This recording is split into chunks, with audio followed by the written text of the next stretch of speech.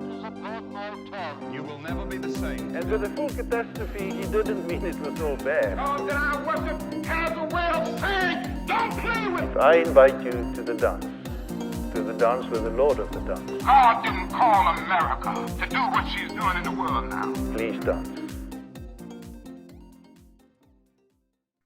Hey guys, and welcome to part 2 of our episode from last week. We ran a little over. If you watched the video from last week, you know that already.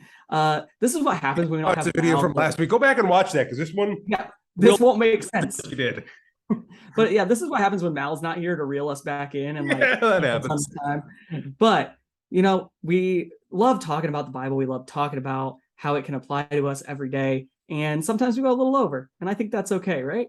Yeah, we've got a lot to talk about. As we mentioned at the beginning of last week's episode, this passage is the one where Luke decided to say all of the things about everything and make like 9 different life lessons in one parable. So there was a lot to dig into.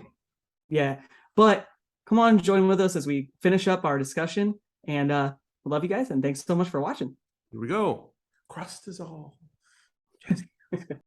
So we've gotten off topic. What else do you got for me here?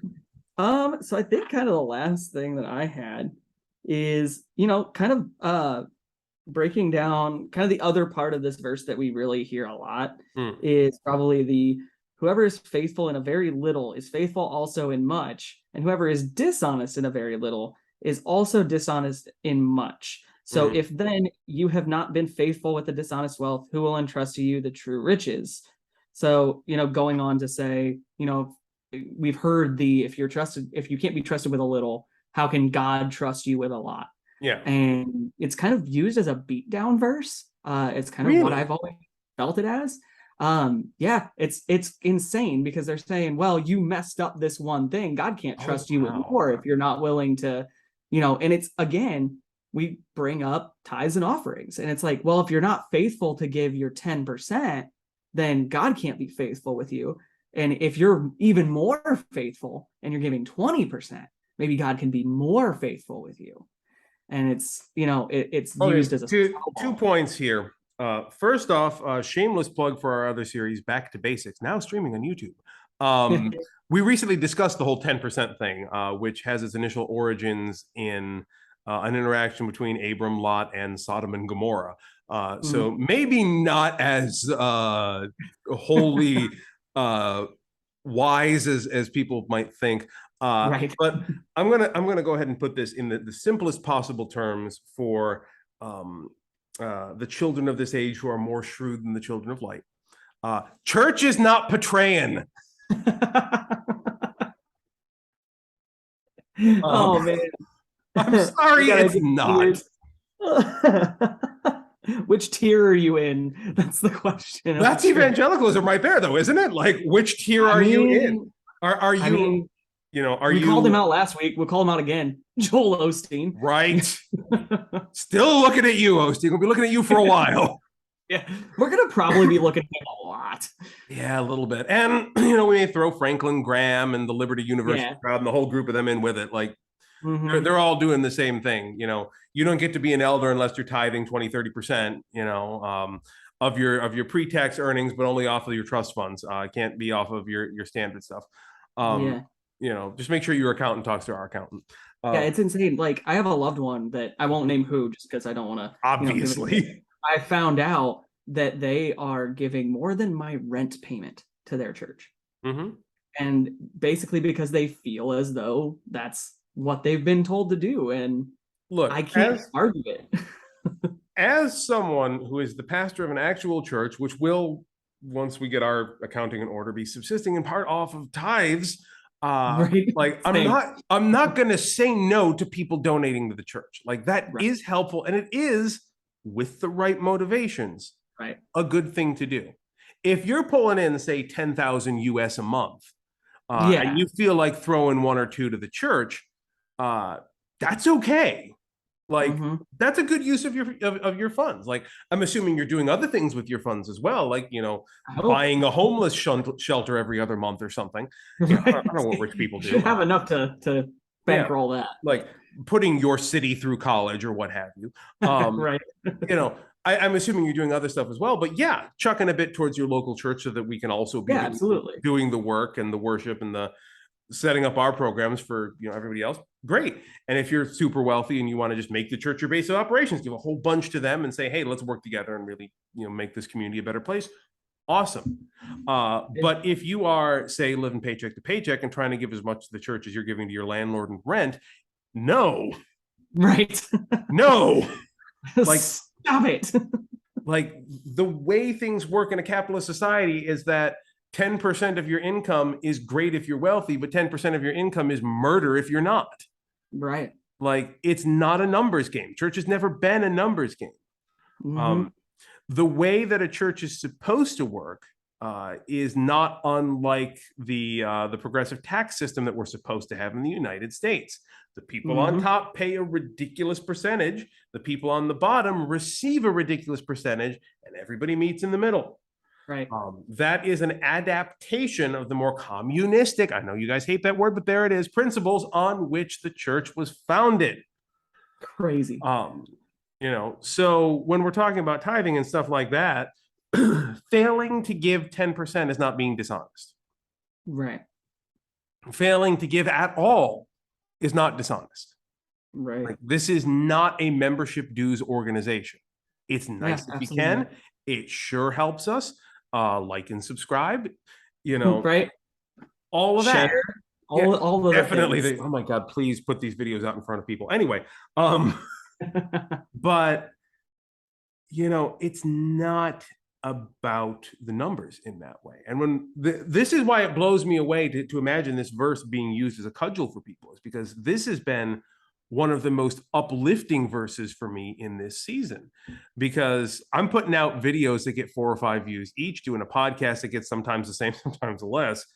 I've got a church that's not doing worship in person right now because we don't have enough people to form a music team. That I'm basically going on my own during the days to move boxes to help refurbish.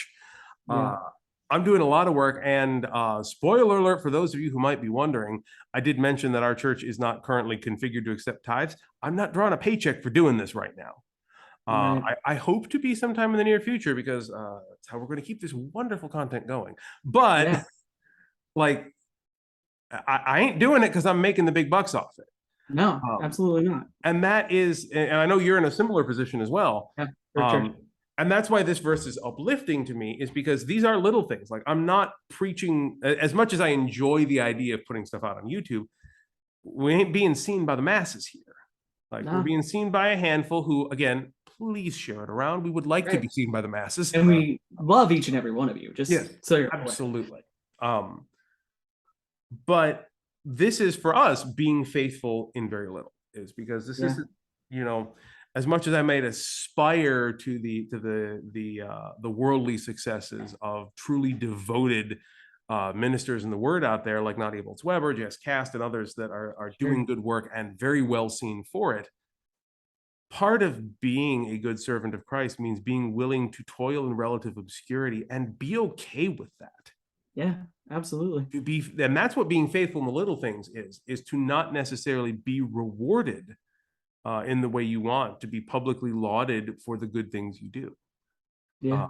And if you are faithful in that, then bigger things will come to you. For sure. But if you are doing as the Instagram influencers of our time love to do, as doing one little piece of charity work, like putting a piece of trash in a trash can and saying, look at me, I have done a good, but please make with the likes. Right. No. Like, Right. absolutely not. And the way this ties into the verse is because the manager was fired. Right. He was doing what he was doing, partially for self-preservation, sure. But mostly because it was the right thing to do. Yeah. He was being faithful for the sake of being faithful, not faithful because the idea behind it was, oh, this will generate wealth for my employer and keep me in good standing with the master. No, he's like, dude kicked me to the curb, so ain't no reason for me to not do what's right. Right. And like, can we take away this weird, like, at least in the evangelical church. I don't know if it's made its way into the mainstream, of Christianity, but this idea that self-preservation is somehow wrong in all of its forms. Yeah, there is a confusing line with this when this comes to Christianity. I'll be honest. There is a great degree of self-sacrifice that is part and parcel to our theology and way of living. And to deny that exists and saying that self-preservation is okay wouldn't be accurate, nor would it be honest. Sure. But there is a line between abandoning self-preservation in favor of a greater good and deliberate self-destruction.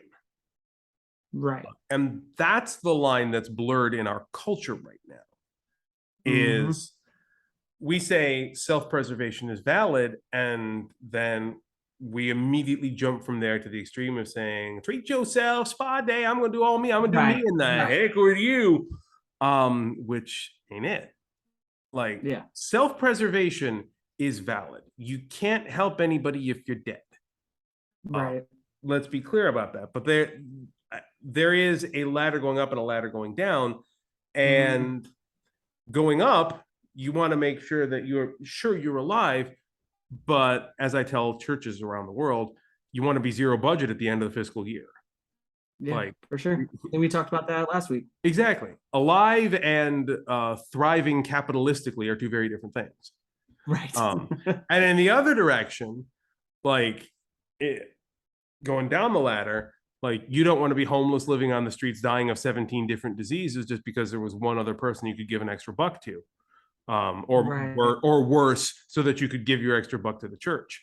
I want to remind everybody of the story of the widow and her coin. Now, this is another one, and I'm going to do a nice little mini episode here because I'm sure this one will come up later, but this is my nice little mini episode for everybody. The widow and her coin is Jesus standing at the treasury. Widow comes in, drops her little 2 pennies in, and comes out, and wow, she's got more faith than all of these people who are being big and boisterous and dropping in their millions. And it's always taken to be an example of the widow had the greatest faith of all in donating the little bit that she had. We will now collect our tithes and offerings. Right. But I'm familiar again. People always forget that the next 4 pages of the Bible are Jesus saying, literally the next words out of his mouth, I believe, are woe to you, you scribes and Pharisees, you parasites, I hate you. She should not have done that. She should not have had to do that. And in this whole thing, Jesus is absurdly this is one of the moments where he's over the top angry in what he's delivering, because this is an abuse. This is a woman who was told that to go down the ladder to the point of self-destruction was okay. Yeah. She needed those to buy food. The church wasn't giving her food. The temple wasn't giving her food. She donated them to God because she believed that the ephemeral benefit of giving her food and starving was going to be more important than not dying. And that's going down that ladder. So neither of those directions are okay. And that's something that I think is worth stressing. We are a self-sacrificial people as Christians. We're called to do that. And so I want to caution people, self-preservation, don't die. Right. But also don't go all the way up the ladder and, Don Amigo yourself into, doing nothing for nobody. Which, Parks and Rec cut. I'm not sure. But no, I mean, that's absolutely, kind of my stance on it. Was kind of what I was trying to get to, and you just kind of picked it apart. Sorry, it's what I do. Yeah, it's okay. It's what I'm here for. But it's just, it's not a bad thing to make sure you're okay. Is more kind of that line that I try to hit of just, we make sure that we're not, hurting, but we're not out here to, again, let's collect your tithes and offerings and get, Pastor Tim and Pastor Don some money. We're not here about that. There's also and this is something I try to caution people about too on the same topic. There's a certain anthropocentrism we like to take when we're reading these parables. We like to immediately put ourselves in either the place of the hero or the villain of the piece. Right. Typically, we like to put ourselves in the place of the hero and put the people we don't like in the place of the villain. So like in reading today's passage, I can almost guarantee you everybody who read this put themselves in the place of the manager. Yeah. And put the people that they don't necessarily like, maybe their boss, in the place of the master. Yeah. The point I have, it is not wrong to read yourself in the place of the guy who owed 100 jugs of olive oil and couldn't fill his bill. Sometimes that's where you are, and that is okay too. Like we talk about the widow and her coin, we always try to put ourselves in the place of the widow if we're reading this as her being faithful, or in our place as the apostles, if you're reading it correctly.